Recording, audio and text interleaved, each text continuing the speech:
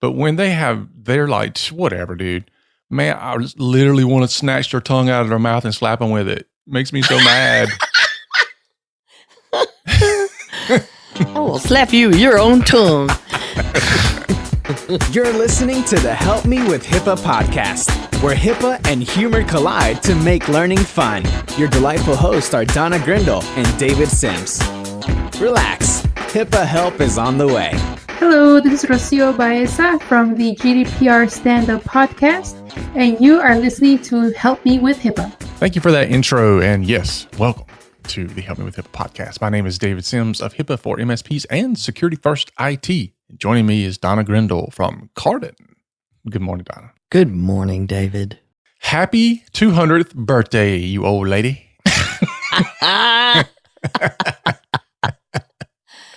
You saved that one up. I wasn't ready for that one. Well, not really 200 birthdays, but this is our 200th episode. Yeah, and we don't cheat and count like the blooper episode or the ones on the holiday where we, replay.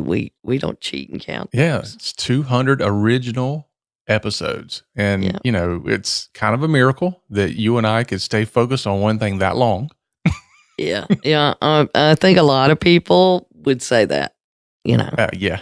It's probably another miracle that you and I haven't killed each other after this long.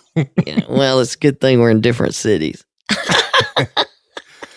Yeah, but it's, I think we told the story a long time ago, but when Donna and I went down to HIMSS a couple years ago, we were together. Well, we went to HIMSS and another conference back to back. So we were together for like a week straight, and we just knew we were going to be like ready to kill each other by the time it was over with. But it honestly, we had a great time together. I know. It was scary. By the end of it, we were finishing each other's sentences. Like even when one of us would burst into song, the other one would do the next verse just quietly as we're driving down the road. It was, yeah, it was kind of odd and scary, but fun. We had a great time.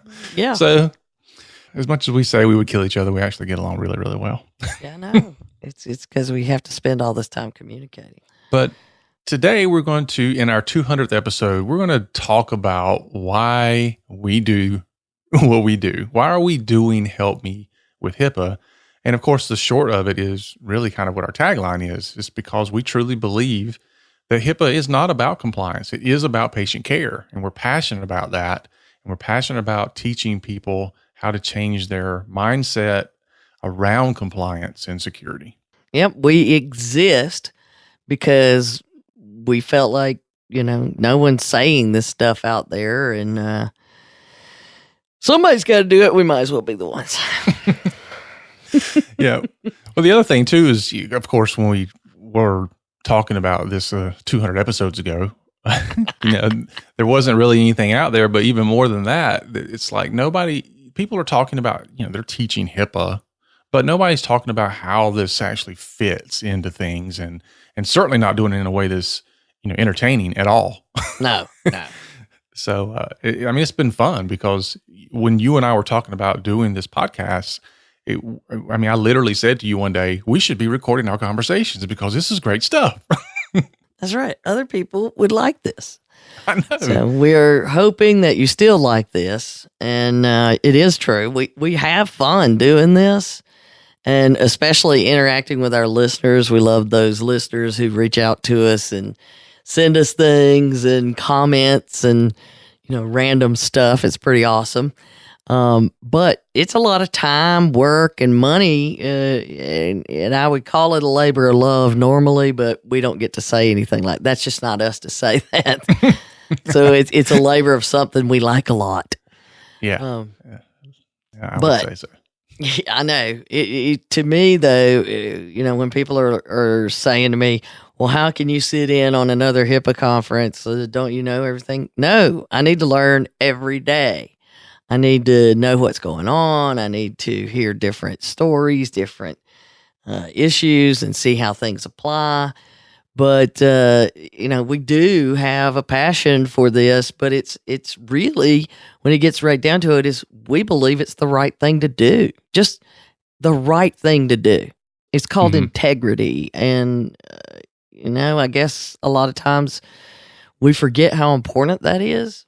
HIPAA's the law, and it's there to protect a patient's right to privacy. But it's really about doing the right thing by your patients and your clients who have patients if you're a business associate. Right. Yeah. I mean, oftentimes, especially when I run into a prospect or a client that they find out that HIPAA doesn't apply to them, they thought it did. They're like, oh, I don't have to do any of this security stuff. I'm like, no, that is not what I am saying. That's right. You should still be doing these things. It's actually very unfortunate that the government has to step in to get you to protect privacy and security of patients. That's crazy. You should just do it anyway. Yeah, other areas, the credit card industry self-regulates because they knew it was the right thing to do and they needed to get it done. So they stepped in and did it. But it's a very narrow environment. It's transactions that either ask for money, approve money, take money back, but it's pretty straightforward. And healthcare is not that way. And healthcare has never agreed on any single thing, ever. So it's really one of those things where we don't have a choice. The government has to step in and do it because no one else will, and it's the right thing to do. Now, you're never going to think that whatever you're having to do is the way you would do it. But somebody's got to draw a line in the sand and go from that. Right. And at least this does give you the ability to decide what's reasonable and appropriate for you, and it doesn't dictate things because you really wouldn't like that either. And we had tried to come up with some really cool stuff, and we haven't given up on some really cool things that we're working on. Well, some of the stories we're going to talk about in this episode, this is kind of why we do this. When we get into some of these, you'll understand. It's like, look, if these people would have listened to what we say and followed some of the basic components of what we put out there, these things probably would not have happened, and they would not be in the news, and we would not be talking about them. Right. You're absolutely right. Because, even if they just followed the hiccup stuff, that came out. Now, granted, it just came out. I understand. But it's those kind of things that are your basic requirements. It's like the SIS 20. It's basic requirements. Basic. Yep. And they just had an update, by the way, yesterday, which, they are now breaking that down into the size of the organization needs to do these things. And then, the bigger size organization needs to do these things, including those things. And so they're taking the same approach as like Hiccup's doing. Yeah. So, people don't get overwhelmed because that's a lot of the problems is that people just get overwhelmed. But in this case, the one that really just when I've been struggling with what should we talk about, and our big cool things haven't come through in time for us to do it for episode 200. But when they do, you'll be the first. Well, you'll know. But and then we saw this and we were exchanging, and really and truly, David and I, we constantly are sending each other links to news stories all day long. And I sent him this one, and all I could think of to say was, wow. And he replied, wow. And everyone we've sent it to just says, wow. And, it's like, wow, how can this be? Wow. And it's not like, wow, that's exciting. It's like, wow, that's unbelievable. Really, seriously. So we first saw the story, we follow all of the sites that publish these things, and one of them that really is on top of a lot of these data breaches is databreaches.net, hence the name. And they published an article that got us started on this that says, Michigan practice folds after cyber attacks wipe out all their files. And I see it and I'm like, how could that be? How could that be? Seriously. Yeah. And then you just keep seeing story after story after story. It's coming out, clearly this is a thing and it has happened. So what? Yeah, I know. And we even had a shout out to one of our listeners, William Price. He even kind of did a shout out to us on LinkedIn about it. Yeah. Which, Thanks, William. I think he was kind of prodding us, like, here, you need to talk about this. So we are going to talk about that, William, right now. Yeah, because, his point was, just like we say, HIPAA is not about compliance. It's about patient care. And it's clear in this case that somebody doesn't think that. So no, imagine what the patients are going to have to go through. And I know we're going to get into that. So let's jumping ahead. Gets me excited. I know. I know. Writing up the notes. I was riled up at midnight last night. Like, let's talk about it right now. I know. But what we know so far about this case is it's Brookside ENT and Hearing Center in Western Michigan. And they were hit with ransomware. The hackers demanded $6,500 for the release of the decryption key. This is nothing new in healthcare. How many times, I don't even know if we could count how many times we talk about ransomware in healthcare in our 200 episodes. But there's a lot. I would say, ransomware discussions have come up in at least a quarter, if not more, of the 200 episodes. So nothing new.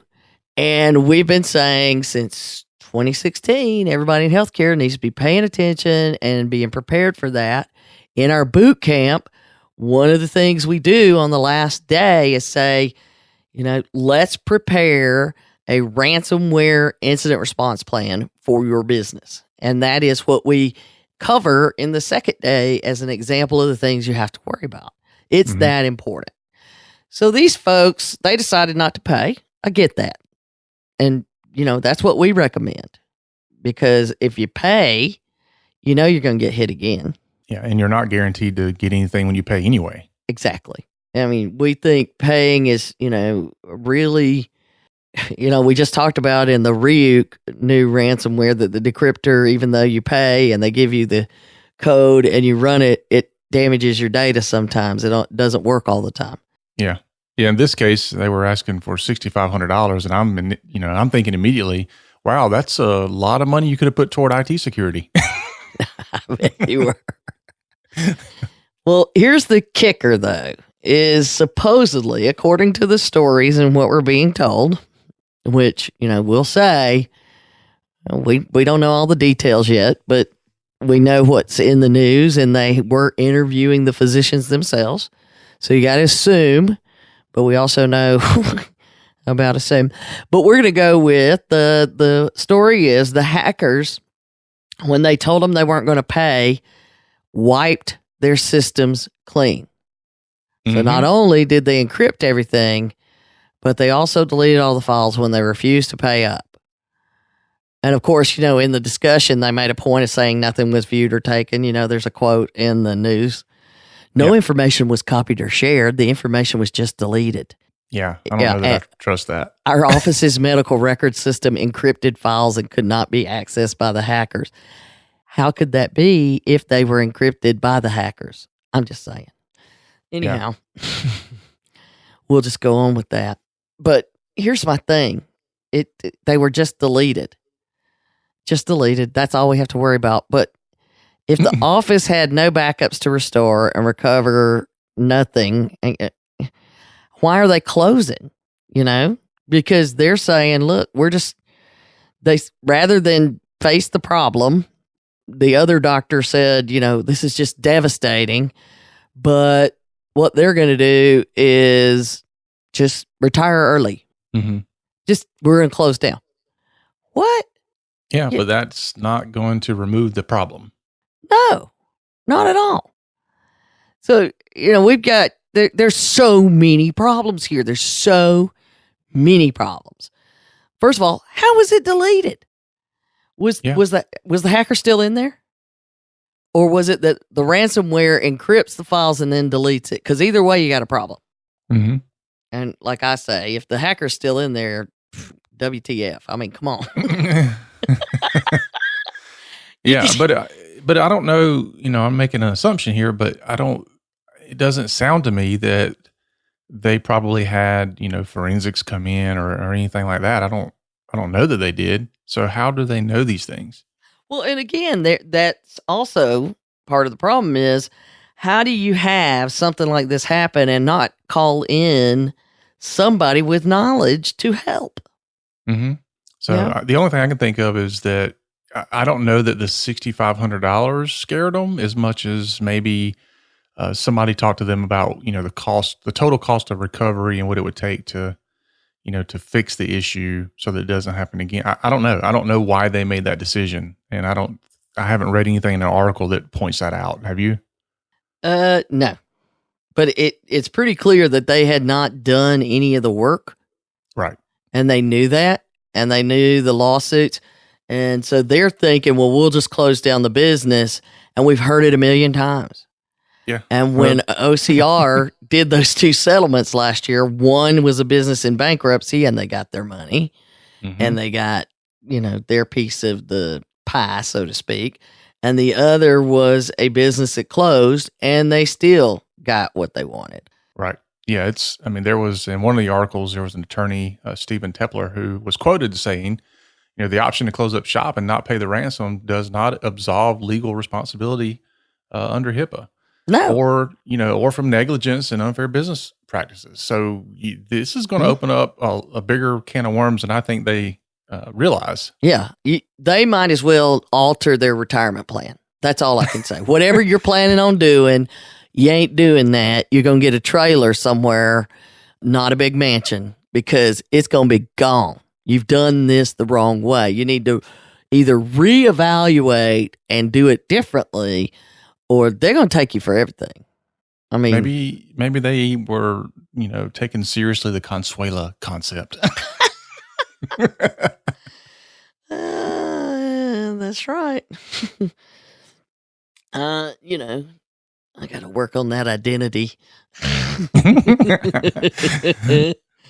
But I can assure you that there is no way that they were prepared for this to happen. Mm-hmm. And the fact that either the hacker was still in there when they said they weren't going to pay and was able to delete things, why would you not just disconnect from the internet completely? I mean, come on. That's the most simple way. So we got the hacker's not in there. Let's go with that. Well, then if it's the other way, that it's the ransomware that encrypted everything and then deleted it and they were going to give it back to you, well, then that means it was acquired. Because what they do is they exfiltrate their own copies and then they have all of those records. So either one of the two took place, and either way, I got a bigger problem. Mm-hmm. If I've left the hacker in there, totally careless. And if they took the data, now my patients are at a bigger risk. And you're saying that, that didn't happen. No information was copied or shared. Yeah. Which I still don't understand. So, well, it highlights so many other issues on the technology side. Like, how can you not have certain protections in place? How can you not have a backup? I saw this one discussion about as inexpensive as backup is today compared to what it used to be. How can you not have something that's backed up? Maybe they had a carbonite backup. Yeah. They had it and it got encrypted too. Could be. I mean, because people don't, we cover this in the boot camp too. People don't understand they don't understand how backup works. And so a lot of times they set it up incorrectly and they think, hey, this thing's backing up immediately every time a change is made. That's not really what you want. Not like this. This herein lies the problem. So I hope that we do manage to get the details of what went wrong here. But it clearly, based on what we know right now, it appears to have nearly a complete list of the things we warned people not to do, rolled up in one ENT practice business. Yep. There you go. Now, so here are a few of the assumptions that we know we can make. Now, granted, we're assuming, but you and I have heard the same things over and over and over. Many of them we talked about in our episode a while back about the top 10 wrong HIPAA statements, and hearing those over and over and over, we can guess a certain number of things that are going to be found as to being wrong. So the backup, that's clear. They had no plan to deal with ransomware. I'm sure they thought they were too small, or it was too expensive to have a plan, or my favorite, IT says they have it taken care of. So we don't have to worry about it. They clearly had no business continuity plan. That's clear. Right. They did not worry about their backup, keeping it current and available for restores. There's no apparent, if you just throw up your hands, walk away. They didn't have adequate cyber coverage to address these costs. They were just saying, well, we'll deal with it. We'll cross that bridge when we come to it. And with all the things we already talked about, that it's not just the cyber thing that you would worry about. They wouldn't have been able to deal with fire or, a tornado or anything that destroyed their business. They would still throw their hands up and say, we got nothing, because they would still have nothing based on what we're seeing. It didn't matter what happened. Unless everything went perfect, they were not prepared. And you can bet that if they did it at all, they did the once a year HIPAA training that explained what the law said. There was no security awareness program. And if there were, it's clearly not an effective security awareness program, because no one seemed to be aware of what they needed to do, which would have been a lot of the stuff that we just talked about. So, how? Well, I can't imagine the patience. You have an amount of information that this practice has that you now cannot ever recover. You don't have the medical records that were there, the history of your visits, what was happening, what was going on, what the doctor notated in your charts. All that's gone, completely gone. You've got to start all over. Oh, and that's why we talk about the security rule says we're going to worry about the confidentiality, which is what most people think, but they forget about the I&A of CIA. It's confidentiality, integrity, and availability. So they've wiped all three of them off the map. Yep. Can you imagine and to me, this being ENT, I totally get it. I just had all those, rebuilt sinuses, nose, and throat. And I can't imagine that in the midst of me going through this, suddenly they're just gone. And this, and we're not kidding here. They interviewed a patient, the mother of a patient, who said she found out the office was hacked and closed when she called to schedule an appointment for her daughter who had a sinus infection 1 month after she had surgery. And her daughter's only 13. So now she's like, what am I going to do? Because she just had the surgery. Who's going to do the follow-up? Because, those are bundled. Those are bundled all together. So the follow-up's included in the surgery fee.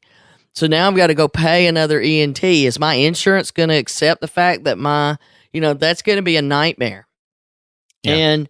And nicely enough, the office receptionist is providing referrals. Yeah. I mean, the patient care factor, I understand they were probably doing something, but I don't know that was really taken into account when they made that decision. Well, no, they didn't think about their patients at all, clearly. Yeah. They didn't think about their patients when protecting their data, and they didn't think about their patients when they just walked away from them. Right. Yeah. They didn't, my opinion is they didn't think about the patients, period. They didn't have backups. They didn't have the incident response plans in place. They weren't doing what they're supposed to be doing. You can't start thinking about it hindsight when the incident happens. Well, that's what we say. This is just the right thing to do. Right. Here's the result of not doing it. And it also speaks to what we talk about, and OCR does as well, about having the culture of compliance or culture of security or culture of, you fill in whatever you want, but you have to create that culture. And you can see the culture of an organization when something bad happens, just like you can see, how a person truly is when something bad happens to that person. It's the same way in business. Oh, absolutely. We're talking to one of our IT partners here and insurance partners, and I may have mentioned it before, but an office building here. It was a medical office building, so it's full of medical practices.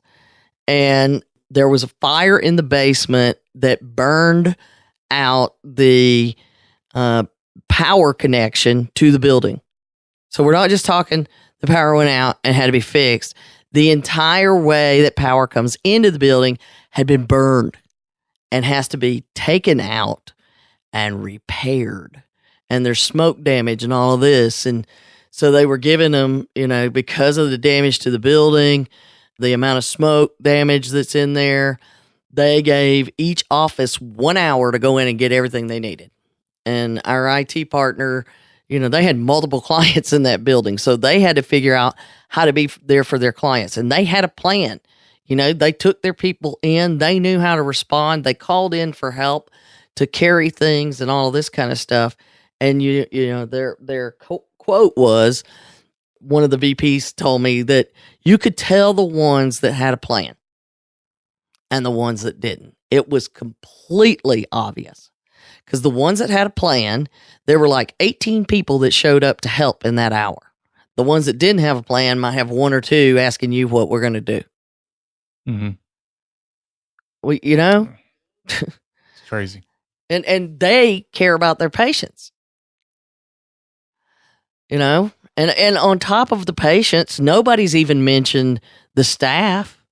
Yeah, I know. It's like, hey, go find another job. Good luck. We're closing. You get 30 days notice. You think those doctors are paying out some handsome severance packages to everybody? No. These people, they've probably been there for years and years. They've built up benefits. They've built up, vacation time or time off. They've got all these vacation plans. They know, and now every one of them's got to go find a new job. Mm-hmm. And oh, by the way, we'd like for you to stay and handle all these phone calls while people yell at you. Instead of out looking for a job. Exactly. So nobody's even talking about how unfair, nothing's fair, but how disruptive it is to the staff. And the people at the bottom just said, I'm going to retire early. They're the ones that apparently want to be disrupted the least. Yeah. And they have the power to do that. And we don't know. I'm saying it over and over and over because I'll admit we don't know. But there is a huge list of HIPAA failures in this one story. Yeah, it's bad. And, this highlights what we tell people all the time. There is no such thing as we're too small. It's not going to happen to me. This was a 2-doctor practice, small practice. It happened to them. Oh, yeah. And there's articles all over the place. Everybody's, going to be talking about this. So, OCR knows about it. And they're going to be all over it. Yeah. Yeah. And you go on, if you go online now, they've shut down everything. You can't, they're not on Facebook anymore. No website, no nothing. They're closed. Right. You Google the practice and it just says closed. You can't get to them at all. They shut it all down, which, rightfully so, because I'm sure there's a lot of mad people out there. Don't give me any other way to yell at you. Right. But they're not getting the fact that this is, whether they believe it or not, they've suffered a major data breach. Mm-hmm. And OCR, well, your buddy Roger, he's said it before. He's a big fan of a big juicy case that makes someone an example of what not to do. I don't think there is another one that could be any better an example of what not to do. Yeah, especially toward the smaller practices, because we see that a lot because that's the world we live in, and at least me, I get very frustrated with some of the we're too small, or it's not going to happen to us, or we don't have the money to do it. There's always excuses until something happens, and then they're trying to figure out how to do all these things. And their legal issues we haven't even scratched the surface on what's probably going to happen from a legal perspective between OCR, and you can bet that OCR and FTC are talking to each other because there's some stuff the FTC may have to hit them with as well. And then you've got the patients, they're going to sue them. Some of them will have no choice to be able to cover all the fees to have stuff redone that insurance says we're not going to cover because we already did that. Yeah. And then the employees, heads up, maybe they're going to sue. Yeah, it's possible. It's possible. I mean, I'm going through an investigation right now with a practice that, they finally, after years of being in business, decided to bring in professional IT. And within the first 24 hours, it was, indicated that there's likely a breach that happened or is even ongoing. So, it's very early on in the process, but yeah, it's scary. So, yeah. Well, we got this we've got that. It's that whole thing about thinking that you've got no disease, but you haven't run any tests to see if you have. Right. And there's also the part about, well, we have security, but they don't know what that is either, because that's becoming a more difficult conversation to have, because what used to be security 5 years ago is not security today. No. And it changes rapidly. Antivirus software, that was like, years ago, that was like, just have that and you're good to go. Now we look at that and goes, that's what you call security? That's nothing, dude.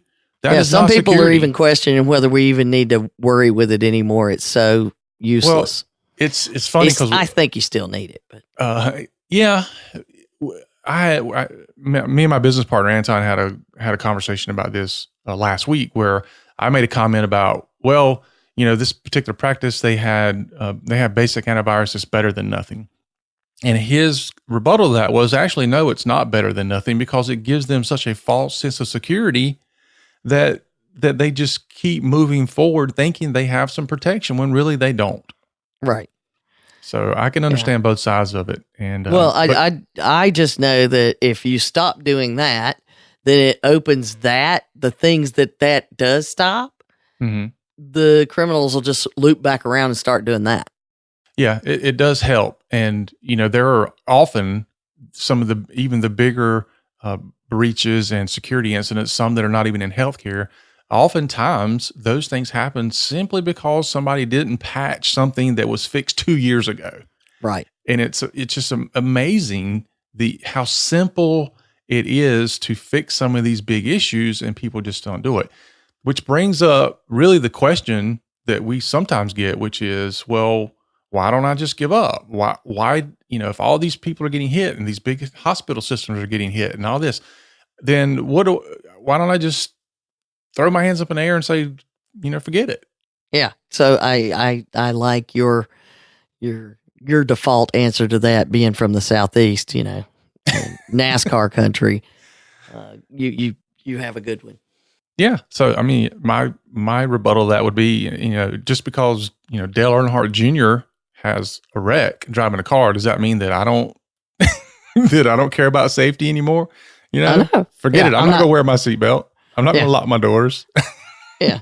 I don't even have to have doors. Yeah. I mean, if he's going to wreck, then why should I do it? Yeah.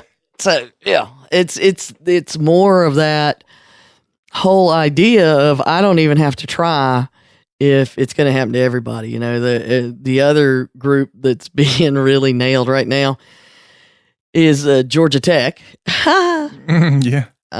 Where my nephew is not in the computer science program. I just like to say he's in aeronautical engineering, but they had a web app hit, and that's that same response of, look, if they're going to get hit, why should I even try? Yeah, and we heard the same thing when Home Depot got hit, Target got hit, Equifax, every time there's a big one, we hear that. But the truth is, the smaller your organization is, the easier this stuff is. So that it's a backwards argument. It's like you're small enough that there's no reason why you shouldn't be doing this. Well, and that's, again, it's the backwards argument, but it's kind of like what I tell people: if you can buy a building and you know the neighborhood you're in because you can see it. What you can't see is that when you connect to the internet, you're in a neighborhood that includes the entire world, bad guys, good guys, all of them. You're all in one neighborhood because everybody can come visit you anytime unless you do some things to control it. So if you buy some property and it's in a neighborhood where there's criminals that are trying to get into it, do you just sell the property? What if no one wants to buy the property? You still do things. You have, security system. You have cameras, maybe. You have locks on the doors. Just locks on the doors. Yeah. With a deadbolt, 2-3 locks.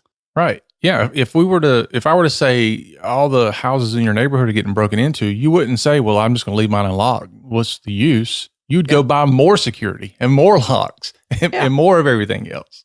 Well, it's the same thing as I want to live near the beach someday. So when I get the place by the beach, let's say I'm going to buy something that's the cheapest thing I can buy because I don't have to worry about hurricanes, tornadoes, heavy downpours, floods, any of that stuff because I live right by the beach.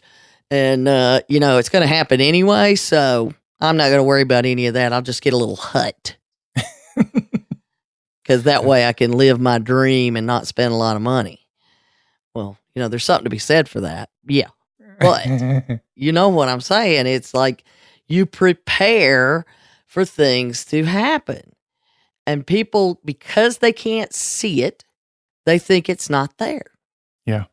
I wish we could come up with a way to make them see it. Yeah, I know. Well, one, you're talking about data. So to some extent you can see it, to other extent you don't understand it. And then when you get into the realm of security and cybersecurity, that is a tough conversation to have. I deal with this day in and day out, talking to prospects and clients. It is so difficult to get them to see what's not there. Exactly. And understand how you're protecting something. And it's, and the sad thing about it is just like in any other field, there are people out there that are selling snake oil and they're telling you that they're putting security in and they're doing all these things and then they're not.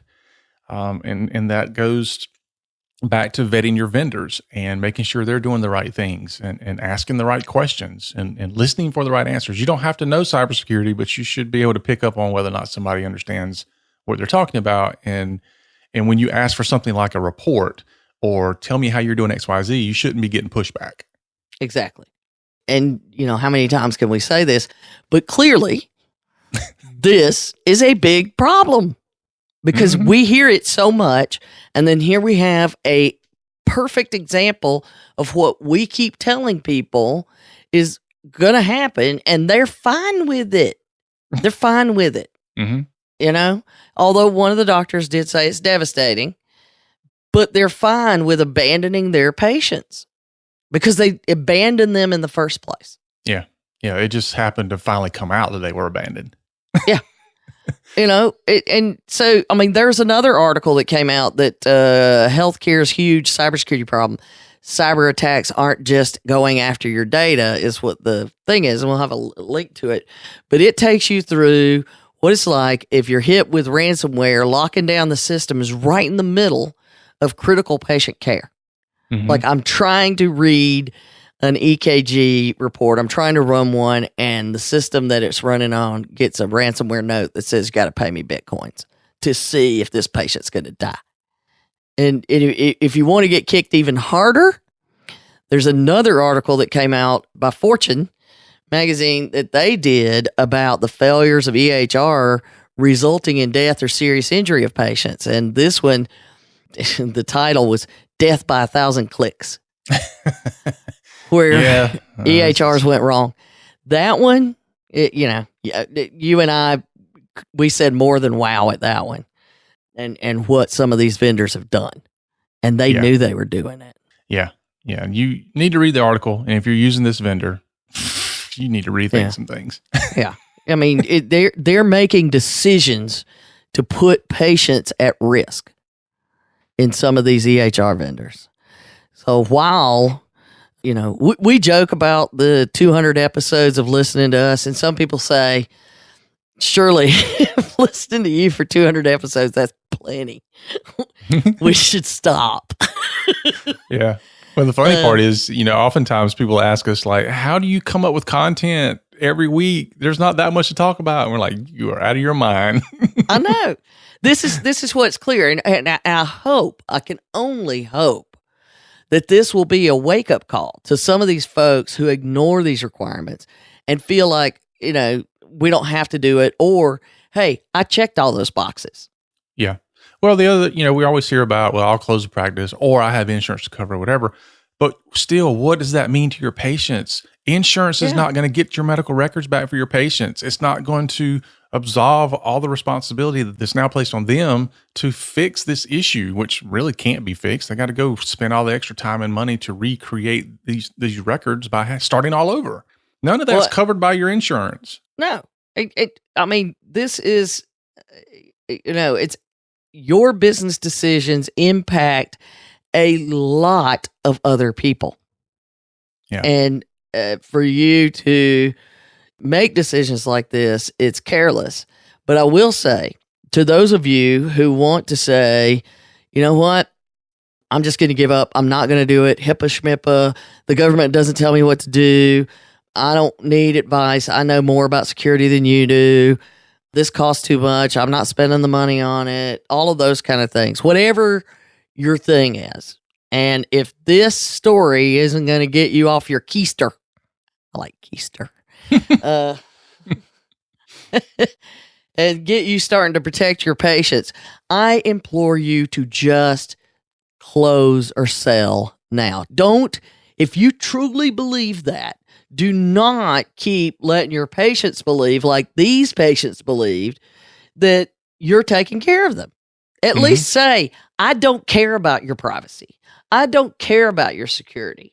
I don't care about it enough to make sure it's getting done. I believe that this one person that I've worked with for 5 years tells me that everything's good, and I've never gotten another opinion about their ability to do it. And I've never gone to any serious training so that I can make sure we really are doing it. I mean, come on. If you're not going to do anything else, at least come to something like our boot camp, which I will say people have told us that's really what you need to go to have a full understanding of what you're supposed to do. Oh, yeah. We don't just tell you what the law says. We tell you what you're supposed to do. Yeah. And it's amazing how many times we've seen people that have been in healthcare for a number of years and exposed to HIPAA for a long time, still within the first 15 minutes of the boot camp, their jaw is on the table. I've never heard this before. I didn't know this. Well, it's like, Dee Dee's quote on the boot camp page that, how long did she say she's been in compliance for 20 years and she couldn't believe how much she had learned? I know. It's, I had a conversation with a dentist not long ago, and, I asked him something about, or I made a mention about him keeping his records from his IT provider for a number of years. And he's like, I've never heard that before. So therefore it's not true.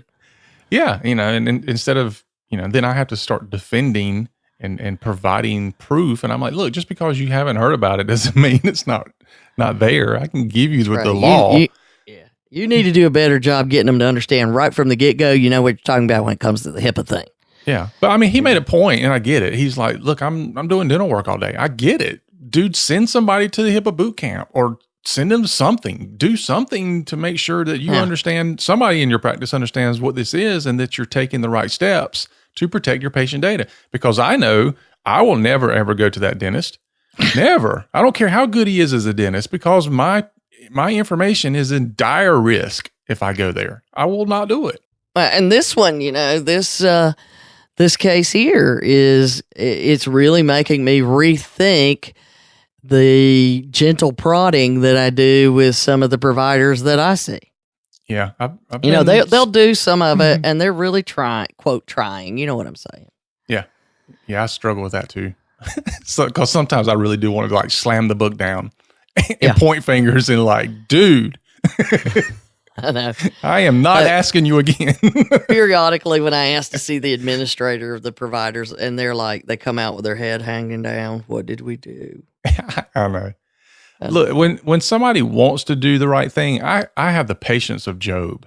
Yes. But when they're like, whatever, dude. Man, I literally want to snatch their tongue out of their mouth and slap them with it. Makes me so mad. I will slap you with your own tongue. It does. It's so frustrating because it's just no sense in it. Yeah. Because this is what happens. This is an exact example of what happens. And it's so frustrating coming from my point and my side of it, because it's not that difficult nor that expensive for these things to happen. No, but that is the way it's presented, is how it's, I'm trying to explain this stuff to a guy who just emails me. You wouldn't believe the topic from last week. And I was on that listserv. I'm getting all of these random emails from people. Hey, basically asking for free consulting. Mm-hmm. And, I'm trying to be polite and answer their questions. And they're like, why does the government make this so hard? And I'm like, you know what? They explain this. It's been in the law since 2009. They clarified it in 2016. They did another clarification of what they were saying in the end of 2016. And since then, they have been doing training and outreach and publishing newsletters, and people like us have been talking about it.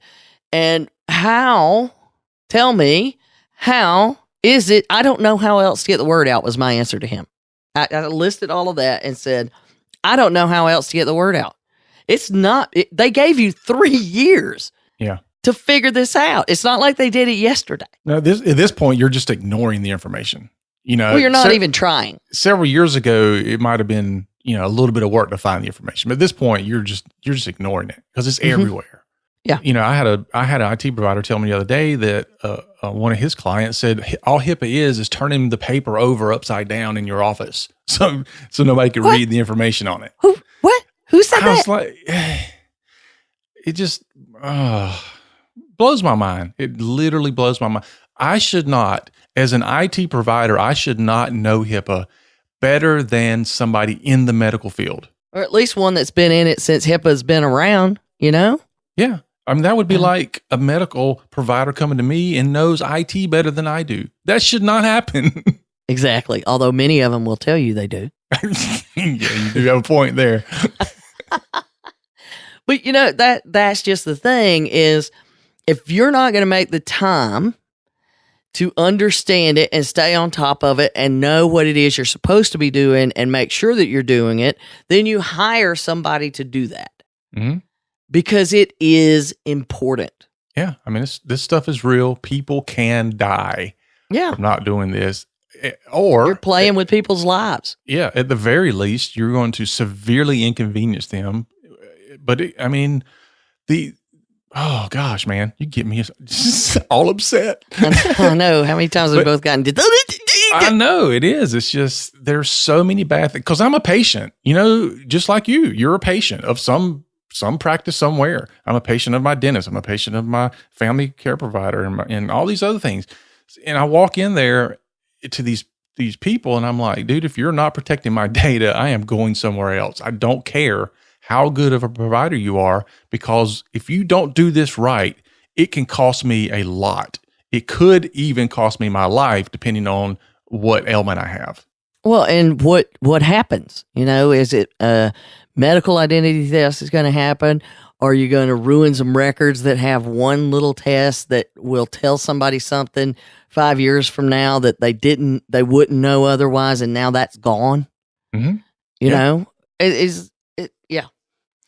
This is real. People can die. Stop playing with people's lives.